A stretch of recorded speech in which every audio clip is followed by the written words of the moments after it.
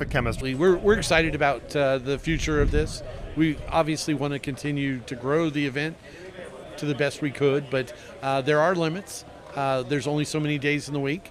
We'd love to extend the event out another 3 or 4 days, but I think all of our volunteers would probably go on strike. I think they'd cry. Yeah, absolutely. It would be very tough.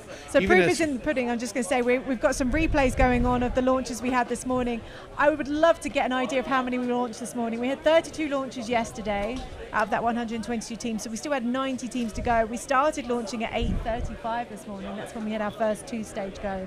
So I'd love to be able to find out how many we've had so far. I believe the count was, at last I was told, was we're at 49 total. So that's looking at 17 so far today, which is not a good number for the time of the day. We were hoping for a lot more. Well, we have 20 lined up here, so as soon as those winds die down and it's safe enough to launch, we were going to get another 20 off. That would be incredible, because that will bring us hopefully over halfway through the teams that have got to go. They've still got all day Friday and Saturday morning, only a small window then. So if we can encourage the teams that are still working on their rockets to do anything, is get up early, which I know is very against most of these students' normal body clocks. Please, please, please get up early.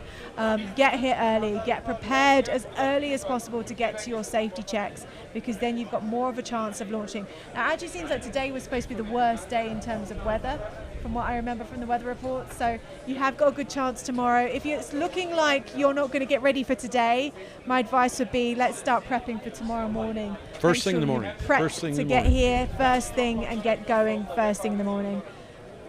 The Spaceport America staff have been very, very supportive in allowing us to open the gates a lot earlier than most normal people would ever want to give it up. So we have students out here lined up at the gates at 4:30, 4:45 in the morning. I think they had them at 1:30 in the morning yesterday. Now, the reason they don't let the students stay out here overnight is because obviously it's unsafe. You're in the high desert out here.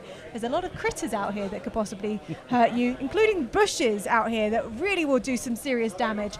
Wandering around the desert at night also requires us having to have proper facilities out here for them to be able to wash and change and everything else. That would be even more of an expense to come and do this competition. So the teams do go back to Las Cruces and Truth or Consequences at night time. Hopefully they get a good night of rest before they come out here the next day.